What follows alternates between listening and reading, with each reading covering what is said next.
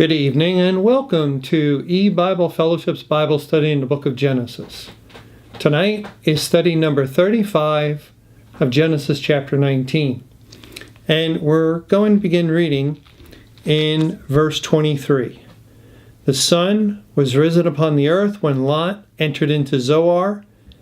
Then Jehovah rained upon Sodom and upon Gomorrah brimstone and fire from Jehovah out of heaven.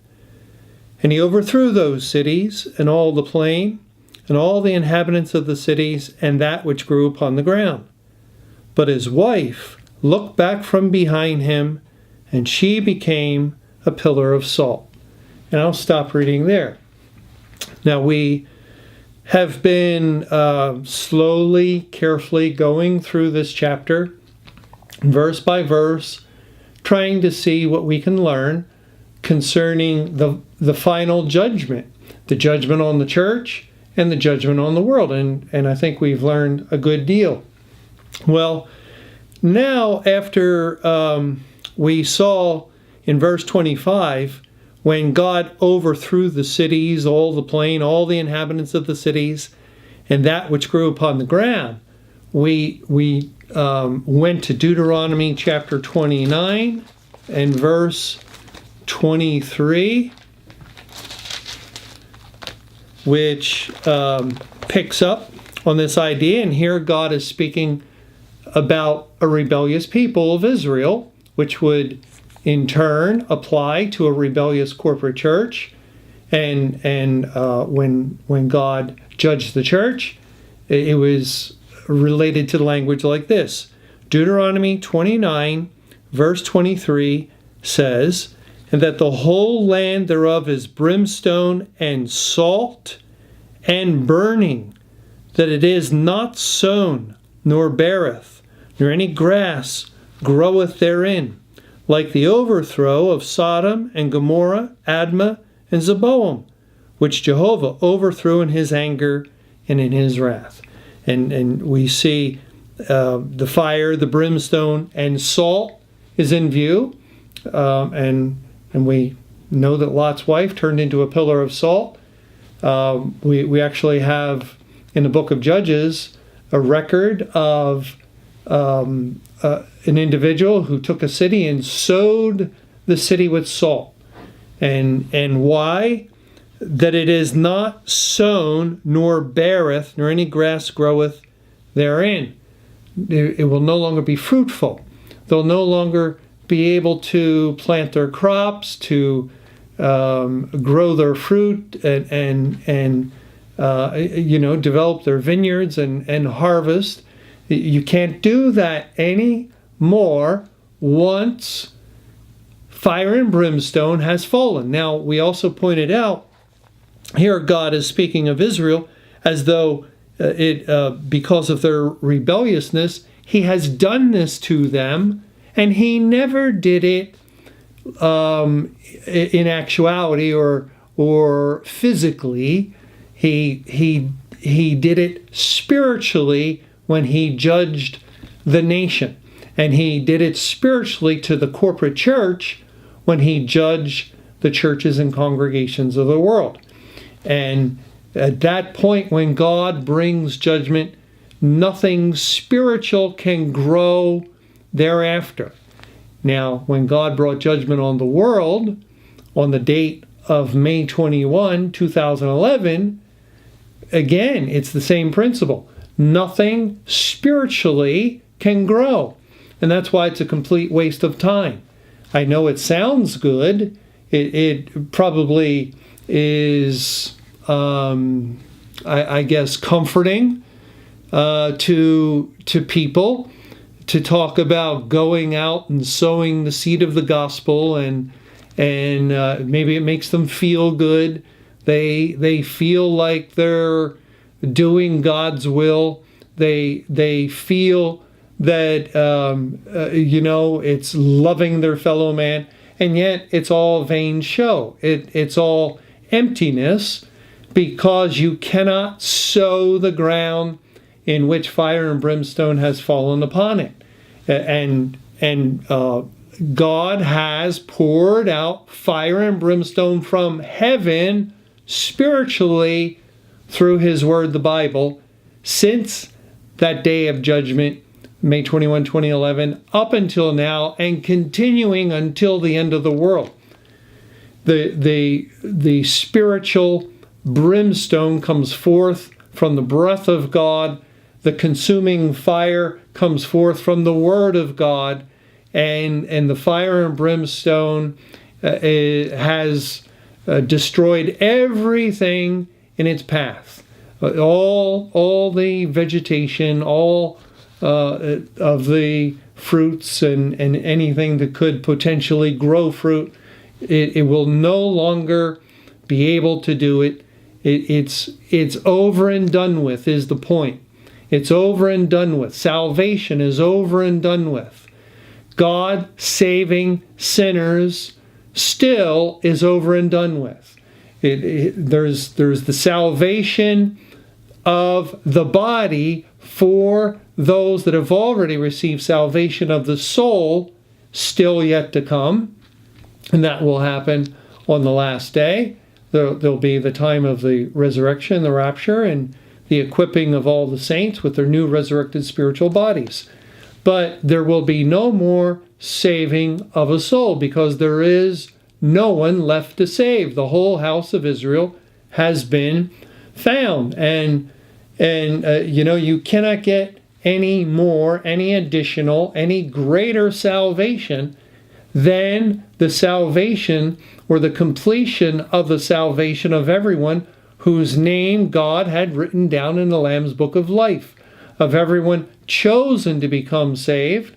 That's it. That's it. And again, those who want to engage in the fantasy and in the it's almost like play acting. They're play acting a gospel, and there are all kinds of people all over the world that they get involved in religions, and they're very zealous for their religion, and they're very verbal, and so forth, and they think they're being a blessing, and that others can be blessed through their religion, and none of it's true. None of it's true. And so even if the quietness that we've seen in the professed true believers world, and we have that distinction before of believers and true believers, and now we have another distinction to make, because many so-called true believers are not true believers, but they call themselves that, and they have additional understanding of the lingo, the language of true believers, due to their long association with family radio and being under the teaching of a faithful man like Mr. Camping. And yet, when God has tried them, he's tested them, he's found them severely wanting, and so we have to make an additional distinction between true believers who came out of the church and elect true believers that are God's people, as God has opened up their eyes to see and to understand. Well, it's a new epoch, or a new time, a new season. It's the day of judgment, and the scriptures, the commandments of God, the tasks we were given for the day of salvation is completely different than the scriptures and the task were given to feed the sheep for the day of judgment. And people make the same mistake concerning the scriptures when they go to verses that say, or would encourage someone, cry to the Lord for mercy, and it's the day of salvation and so forth, and they're misapplying them to an improper season. And that's typical. That's typically what the unsaved do. They do not change when God makes that major change in program. They stay in the old location, whether it was Israel and the Jews refused to accept correction and humble themselves and recognize their period had ended and now it was the New Testament church age. No, they refused that. And when God ended his relationship with the New Testament churches, they refused it. It is the nature of man, the natural-minded individual, not to recognize the change that God makes in program, because he normally makes it in the spiritual realm, and the natural-minded man does not understand spiritual things. So he grew up in a church. That's why he's in a church. He stays in a church. And it's the same with verses dealing with salvation. People grew up with salvation. It's always been, as far as they knew. And so it will stay the day of salvation. They insist upon it, and they won't allow for God. They won't allow for the Bible to ruin their established understanding of things and the way they want things to be. It has to be that way for them, or they just don't like it. And so they'll keep it. They'll refuse an honest look at the Bible like a Berean in order to desperately keep and maintain the type of gospel that they want.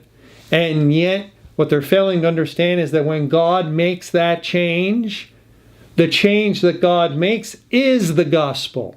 That is the true and faithful gospel. And God is the determiner. God is the one who establishes the bounds of the teachings. God is the one who brings forth the doctrines that are pertinent and have application to the particular change in program at the proper time and season. And we are just creatures. We are humble servants if we're truly a child of God. And all we can do is say, yes, Lord. Yes, Lord. Whatever you have willed, let it be done, and let's go about to do it. That is the characteristic of the elect child of God, or the elect true believer. Well, okay, now it's not surprising at all. It's not surprising at all that in this context of Judgment Day, of judgment on the church, the command to come out of Sodom was a command to come out of the church, and the fleeing to Zoar was a picture of God saving the great multitude outside of the churches and congregations. And then the fire and brimstone actually came. It began to fall once Lot entered into the city Zoar, pointing to the last of the elect, as Lot the righteous is typifying all the righteous that are chosen by God. And he's typifying a large group as God saved the great multitude out of the great tribulation. And once he entered in, it was like the last one was saved, and we can understand it's as though the clock is striking and the date is turning to May 21, 2011, and Judgment Day has come, and then God overthrows everyone and that which grows upon the ground. But then in verse 26, but his wife looked back from behind him, and she became a pillar of salt. You see, God's wisdom, God's foreknowledge, his knowing the end from the beginning is why he gave this verse. God, of course, has known the circumstances, the events, the situations that would unfold and work out up until all history up until May 21, and of course all history after May 21 until our present time and beyond. We don't know what tomorrow is going to bring, but God does. And God has known throughout the whole history of the world, and actually ever since he's been God, he has known that many would turn back many would go back, just like many Israelites desired to return to Egypt after being delivered. After the great deliverance, the great day of salvation, in which God finally, after all history in this world, over 13,000 years, and in 2011 was 13,023 years, God completes the saving of all the souls of his elect. He saved everyone that he had predestinated to be saved. And instead of rejoicing, the Lord also, or instead of his people rejoicing, they did not, because the Lord also simultaneously laid a trap and a snare. Remember that verse in Psalm 11 where it speaks of the cup of the wicked, and it said that the Lord would rain snares, fire and brimstone from heaven. You see, God laid a snare for all the inhabitants of the earth. And the snare was that he would set the stage, he would have his people proclaim in an absolute way, if you remember the exclamation point, and the track of the 722,500 days from the cross until May 21, which had the title, Another Infallible Proof. He showed his people the date of judgment, and he locked it in to such a degree they were absolutely convinced.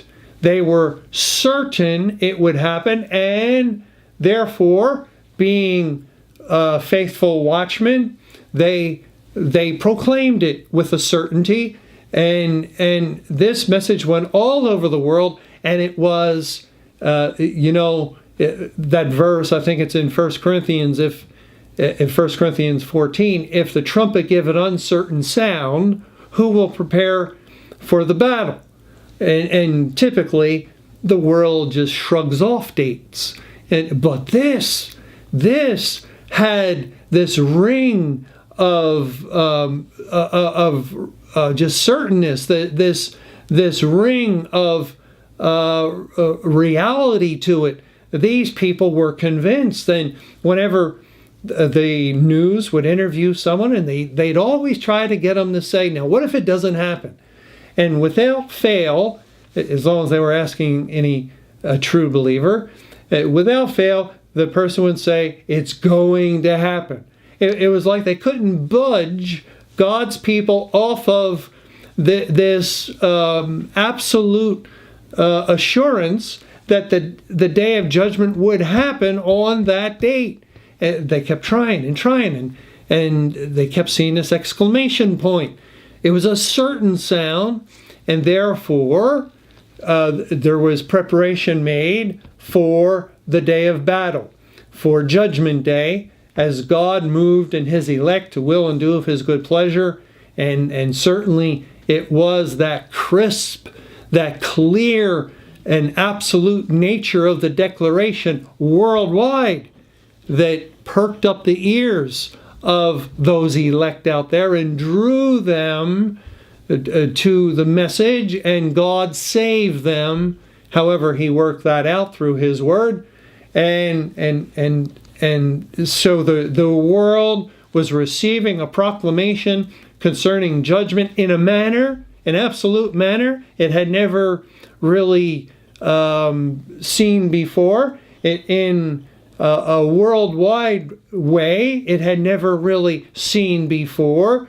And it was just unrelenting, day after day after day.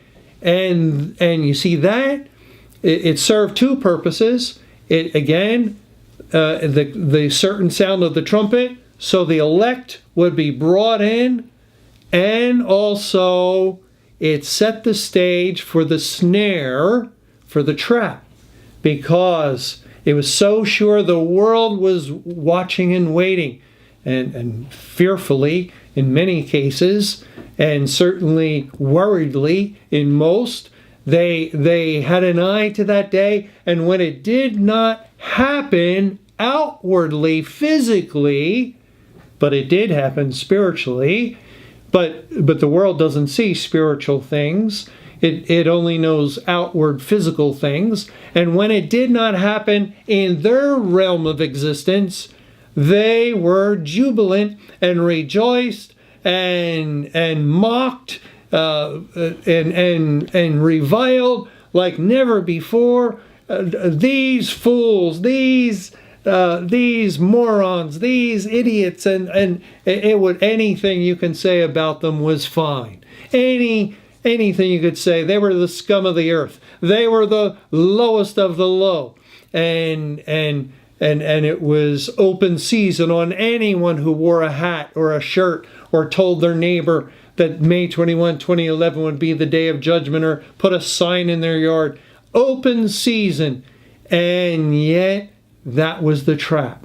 You see, it became so intense, so hot to handle, the association with the message from the Bible, that those that were not truly born again fled in terror. They fled in terror. They looked back. They looked back behind Him, and that's the Lord Jesus Christ.